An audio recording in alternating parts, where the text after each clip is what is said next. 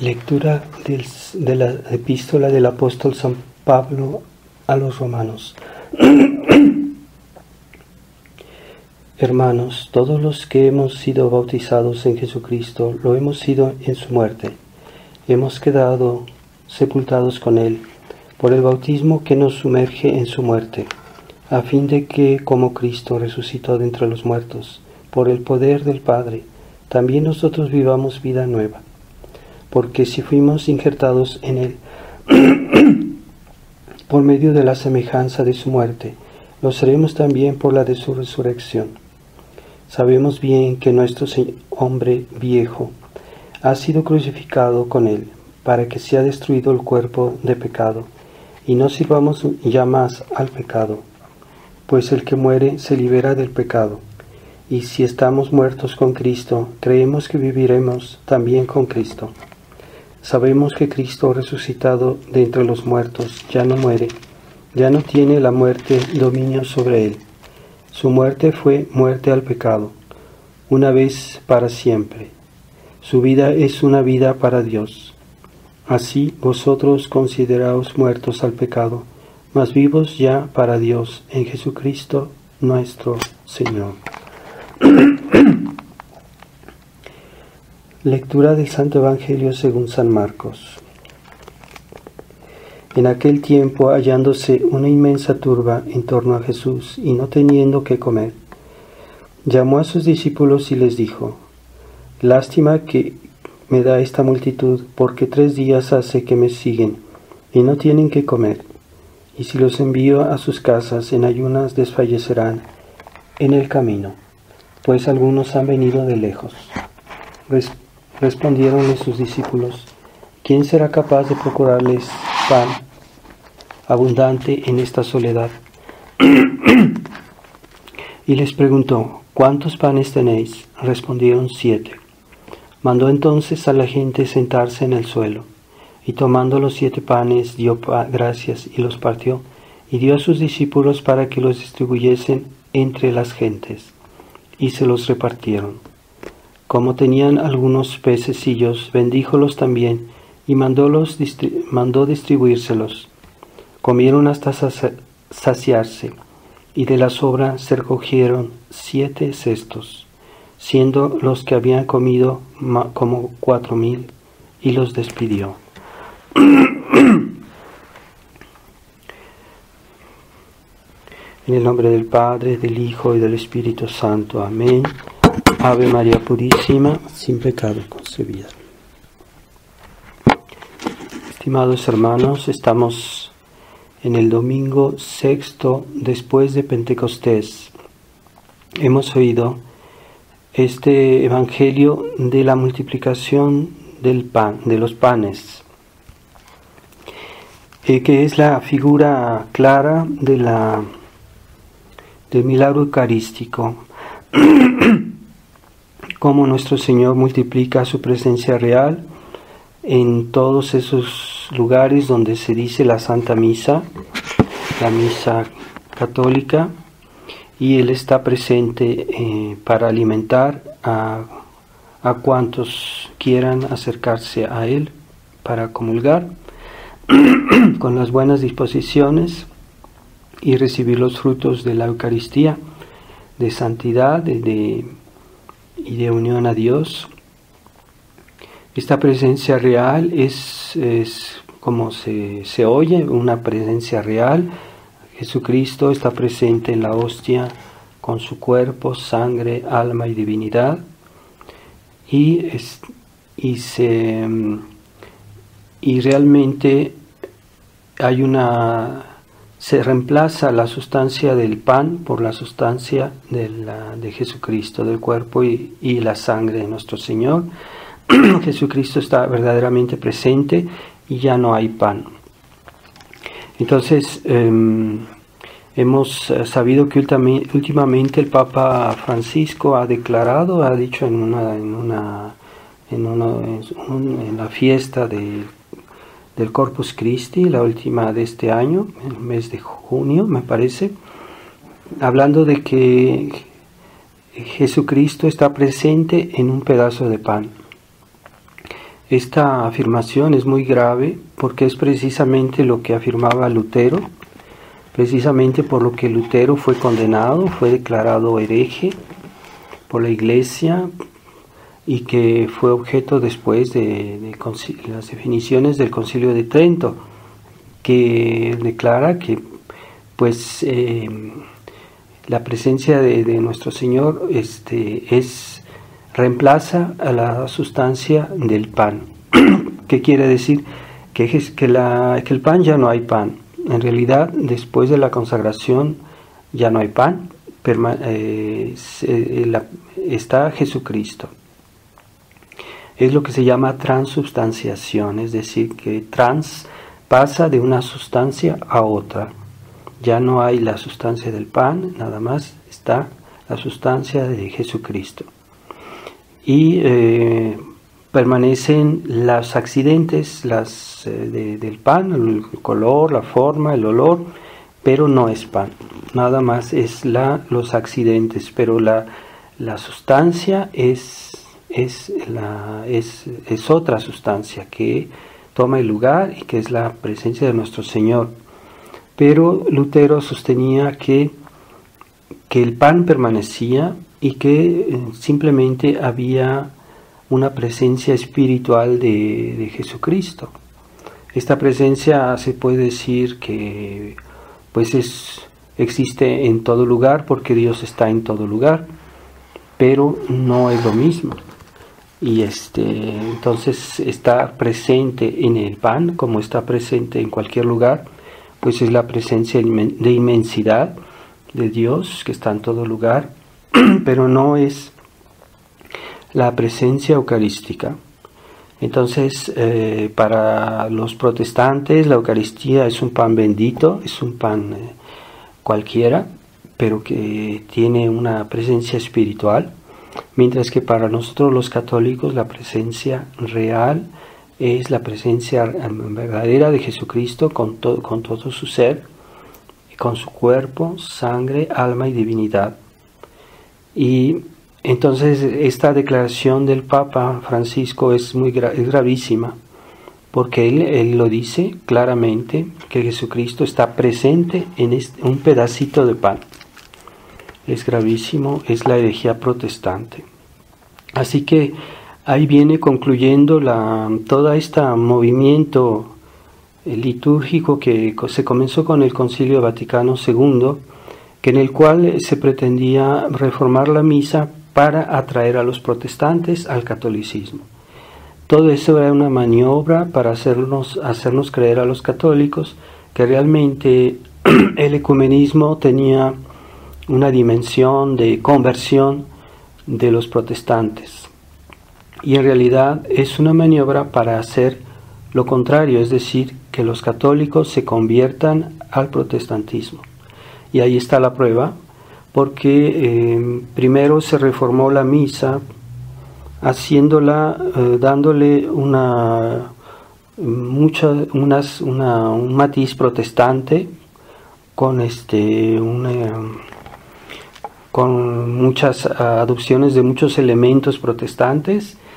Según lo que decía Bugnini, en ese momento era para que los protestantes no fueran molestados por eso que no creían en la misa católica, y que así con el tiempo ellos iban a ser católicos. Pero es una táctica falsa, una táctica mentirosa, porque en lugar de que hubiera esa conversión de los protestantes al catolicismo, pues esa conversión se detuvo. Sabemos que antes del concilio había una conversión masiva, en masa, de los protestantes en Alemania, en Estados Unidos, en Inglaterra. Había muchísimas conversiones al catolicismo. Y después del concilio, con estas reformas, se pretendía para que se convirtieran más al catolicismo. En realidad esa conversión de los protestantes se detuvo, y finalmente viene siendo una gran maniobra para hacer que los católicos se vuelvan protestantes. Y el meollo del problema pues es el concepto que tenemos de la Eucaristía, porque es una cuestión clave. También el concepto que tenemos del sacrificio de la misa, que es de fe, son conceptos católicos de fe. Entonces, todas estas reformas concurren a hacer que los católicos pierdan el concepto católico de lo que es la misa y de lo que es la Eucaristía. Y esta declaración del Papa Francisco es realmente la conclusión de a dónde nos querían llevar. Entonces, al principio no lo hicieron de una manera clara, pero dieron un pretexto, ¿verdad? Un pretexto que era falso y hoy tenemos las pruebas. Vemos cómo toda esta gran maniobra que ha llevado muchos años y que los católicos ingenuos se dejaron llevar por ese engaño. Ahora vemos cómo ya está concluyendo esta gran transformación de los católicos en protestantes. Igualmente la misa que la misa católica es de fe, que hay un sacerdocio que es ministerial, un sacerdocio que tiene un poder real para consagrar la Eucaristía, para decir la misa, para dar los sacramentos, y que contrariamente a lo que decía Lutero, pues el sacerdote era una especie de ministro que representa al pueblo, que en realidad no tenía poderes particulares, simplemente estaba ahí para representar al pueblo. Es el concepto de ministro protestante, de pastor protestante. Entonces, si el concepto católico nos dice que el sacerdote solo él tiene ese poder de consagrar, de decir la misa, y que los fieles no son ministros, son simplemente asistentes, asisten a la misa, pero es el sacerdote que dice la misa. Entonces, aun si pongamos que no hubiera fieles, el sacerdote puede decir solo la misa, porque tiene ese poder. Es un poder espiritual que Jesucristo delegó a sus sacerdotes. Entonces, si los fieles y el sacerdote son iguales, según el concepto protestante, entonces no se necesita un sacerdote para que se diga la misa. Los fieles la pueden decir entre ellos y escogen alguno de ellos que lo represente, que sea un pastor. Entonces ese concepto pues es completamente opuesto al concepto católico de lo que es la misa. Pues ya vemos que hoy con la falta de vocaciones, primero con los abusos en los cuales se daba demasiada importancia a los fieles en la celebración de la misa, primero así que los fieles hacían las lecturas, después que los fieles den la comunión, después que los fieles estén hasta incluso que algunos hablen en la misa, que hagan su discurso, sus palabras. Todo eso concurría a que no se viera más claramente el poder que tiene el sacerdote, sacerdocio ministerial.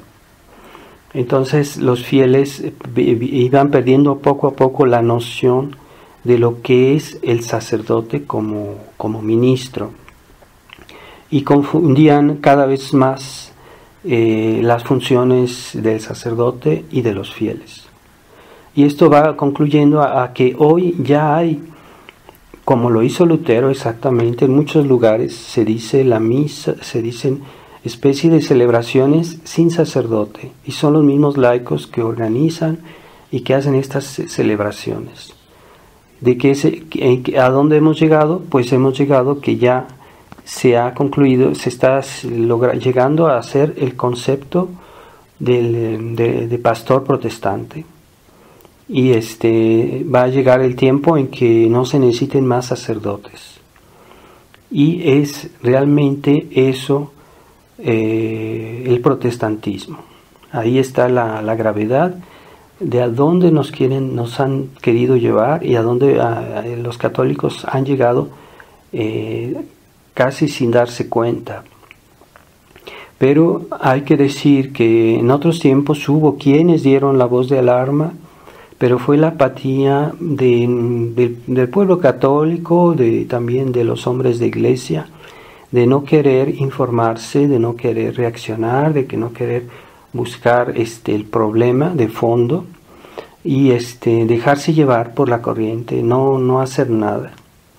Entonces esa negligencia nos ha llevado a esta situación, porque no basta decir, bueno, pues fueron los cardenales, fue el concilio que hicieron esto, y sí, pero nosotros tenemos todos un sentido de la fe. La fe es un don de Dios que nos permite ver dónde está la verdad, en cierta medida la verdad de la Iglesia Católica. Todos tenemos cualquier oveja, puede distinguir al pastor y obedecer al pastor, así que nosotros como hijos de la Iglesia tenemos la fe y tenemos los medios para saber lo que la Iglesia siempre ha enseñado, dónde están los buenos pastores, dónde está la verdadera fe. Y esa fe, pues no estamos tan indefensos en el sentido de que tenemos siempre los medios de recurrir a la doctrina de la Iglesia de siempre, pero es la apatía de los católicos, de muchos hombres de Iglesia, que nos ha llevado hasta esta situación. Ahora ya el Papa se permite denegar las verdades fundamentales de nuestra fe, sin que haya mucha reacción. Sí hay algunas voces que se levantan, pero no se ve una gran reacción. Ya los católicos están perdiendo la fe, no solo han perdido la noción de lo que es la fe, sino también la adhesión a esta fe, la fuerza de la adhesión a nuestra fe, y eso es lo que está destruyendo realmente el cristianismo. La Iglesia no puede ser destruida, siempre habrá algunos, por lo menos algunos, que tengan una fe entera, y esa es lo que es la Iglesia. La Iglesia no necesita ser numerosa, no necesita que sean muchos, y eso también ha desorientado a mucha gente, porque la gente generalmente se guía por lo que dice la mayoría. Entonces esa mayoría no es la mayoría de la Iglesia, es la mayoría de la gente. Pero cuando hablamos de lo que la Iglesia siempre ha pensado, es de la mayoría de aquellos que tienen la fe, la mayoría de los santos, de las personas que tuvieron una fe comprobada, no la mayoría de los tibios, de los perezosos, de los mediocres, que no quieren hacer nada por Dios. Y es una de las marcas del católico moderno, es la mediocridad, la pereza en buscar la verdad, en practicar la fe, y quieren un catolicismo de fachada, un catolicismo externo, y es lo que hace que se hundan cada vez más el cristianismo en nuestros países. Se pierde la fe en la medida que la gente se aleja de la Iglesia. No esa Iglesia oficial que está ocupada por el modernismo, por la Iglesia del Concilio Vaticano II, se están alejando de la Iglesia católica, de la Iglesia verdadera. Y esa mentalidad de querer siempre esperar a que Dios haga algo, y yo considero que muchos católicos podrían hacer mucho más y no lo hacen porque son demasiado dependientes. Esperan que el sacerdote haga todo, y que el sacerdote sí debe hacer lo que es de él, es decir, la enseñanza, los sacramentos, eso es su parte. Pero hay fieles que creen que ayudar a la iglesia es reemplazar al sacerdote, y en eso se ve que también ellos están contagiados de ese espíritu protestante, porque hoy hay muchos católicos tradicionalistas que quieren reemplazar al sacerdote en la doctrina, en el campo doctrinal, y no es así. El sacerdote guarda su misión, su gracia particular para enseñar, a menos que el sacerdote se separe de esa gracia y no la quiera respetar. Entonces los fieles pueden darse cuenta, pero no es que a ellos pase esta gracia, la gracia de la enseñanza no pasa a ellos, sino que los fieles pueden simplemente hacer recurso a lo que otros sacerdotes y otros papas y otros obispos de otras épocas que tenían la verdadera fe, puede simplemente recurrir a esa enseñanza y reproducirla, pero no hacerse ellos mismos como especie de doctores, como especie de maestros que quieren incluso dirigir a los sacerdotes. Eso es un error, y eso conduce también a una especie de laicismo que es malo, es algo malo, es pecado eso. Entonces hay fieles que ya se consideran con la misión de dirigir a los sacerdotes. Ciertamente hay sacerdotes que son infieles, pero no, ese poder nunca lo tendrán los fieles como tal, nunca lo tendrán. Es algo que es que no es católico, esa mentalidad. Y bueno, lo que sí los fieles pueden pedirle a Dios que envíe buenos sacerdotes, es lo que necesitamos, y es lo que hace tanta falta hoy, porque también en el tradicionalismo hay sacerdotes que se han envanecido de creerse ellos poseedores de la misión, una misión exclusiva pues sobre los demás. Y eso no es peligroso, ¿no? Nosotros estamos aquí como representantes, como mediadores de lo que es la iglesia y de lo que la iglesia enseñó antes. Y pues esa misión la tienen los sacerdotes de transmitir, pero no es algo inherente a su persona de una manera absoluta, sino es algo relativo, no es algo que nosotros debemos transmitir. Entonces es una pena que a veces uno vea esas fallas en algunos tradicionalistas, y debilita mucho nuestro combate. Así que tomemos conciencia, los fieles sí deben hacer algo, no deben ser unos pasivos completos, pero ¿cuál es la misión de los fieles dentro de la iglesia? Pues también es de hacer algo, pero de sostener a los sacerdotes, de ayudarlos. Y hay fieles que son incapaces de ayudar económicamente, de ayudar con sus dos manos en hacer algo. Solo asisten a misa los domingos y después hablan mucho, critican mucho y no hacen nada. Entonces esa no es su misión. Los fieles deben sostener a la iglesia. ¿Y cómo sostener a la iglesia? ¿Con su sola presencia a la misa? No, es falso. Tienen el deber de ayudar a la iglesia, como dice, está en los preceptos de la iglesia, participar en la ayuda material a la iglesia con los diezmos. Esos diezmos es la ayuda económica, y es una obligación, no es facultativo, no es que están haciéndole un favor al sacerdote, no, es una obligación en justicia. Están obligados delante de Dios, y si no lo hacen, hacen un pecado. Hay que tener eso, no tienen conciencia de eso, creen que pueden dar o no dar. No, es una obligación sostener a los sacerdotes, sobre todo en esta crisis tan grave que muchos sacerdotes no tienen los medios para subsistir. Entonces hay que tomar conciencia en ese sentido los fieles deben ayudar al sacerdote. Y también sí existe un apoyo moral, a veces hay de mil maneras que uno puede ayudar, también con su presencia, con su apoyo moral, y no con críticas fuera de lugar, porque si las hay. Puede haber, constatar que haya algún problema, alguna dificultad, pues es normal, donde quiera lo hay, pero la caridad cristiana impone también un respeto, no solo con nuestros iguales, pero sobre todo con los superiores. Es una obligación. Y así que los pecados de la lengua son destructivos finalmente de la unión y de la confianza entre los grupos que se forman por aquí y por allá para conservar la fe. Como es ciertamente, Dios no abandona a nadie, cuando puede pasar que no tengan sacerdote.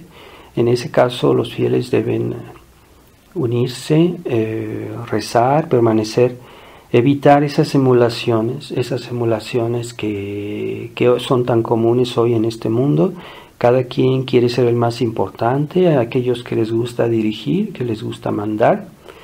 Pues no, debemos tratar con toda humildad unirnos y colaborar. Y cuando no hay sacerdote, pues unirse y permanecer, hacer oración e incluso estudiar la fe, así como en grupos de estudio. Así fue como pasó en Japón, que cuando hubo la persecución hace mucho tiempo, y fueron privados de los sacerdotes, no tenían sacerdotes por 250 años. ¿Y cómo se mantuvo la fe? En esos grupos de católicos que se quedaron solos, porque se organizaron, porque estudiaban juntos, porque rezaban juntos, y permanecían así unidos y en armonía. Entonces, eso es lo que permite que incluso cuando falta el sacerdote, las personas guarden la fe. Y pues se necesita iniciativa, se necesita constancia, se necesita oración. No son los católicos tibios, aquellos que pactizan con el mundo, que les gusta andar siempre saliendo a pasear y a visitar cosas que no son en ambientes demasiado abiertos, demasiado mundanos. No son esos que solo están pensando en su comodidad, que no quieren ser radicales en su fe y vivir bien, vestirse correctamente, sobre todo las mujeres. Aquellos que están jugando con su fe y el mundo, tienen un espíritu mundano, a veces ligeramente, que no quieren ir al fondo de su vida cristiana. Esos católicos no van a perseverar, es claro, se van a mundanizar poco a poco.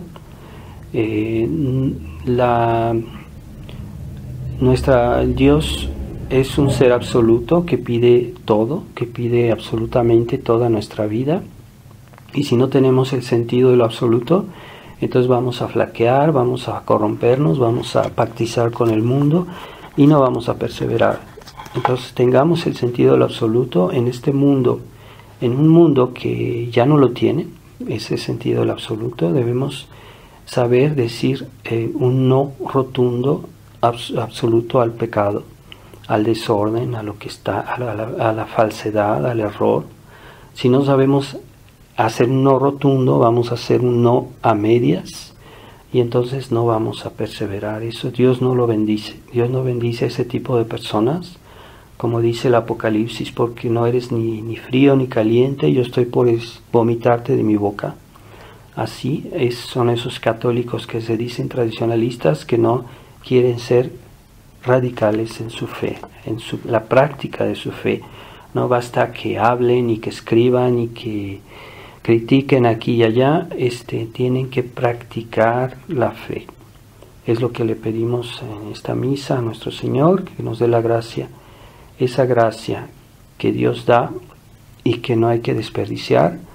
Hay que reconocer nuestra dependencia de la gracia, y no basta saber la verdad, hay que practicarla, y esta práctica de la verdad está unida inseparablemente de la gracia. esa gracia que todos recibimos, algunos en una medida u otra, pero esa gracia es la que nos salva. Vamos a pedirle a nuestro Señor que no perdamos en esta época de cada día de desorientación más grave que vemos en el mundo, en la iglesia, que no nos dejemos enfriar y alejar de nuestra fe. Pidamos a la Santísima Virgen, su corazón inmaculado, la gracia de una fe entera como la de su corazón. Ave María Purísima, sin pecado concebida.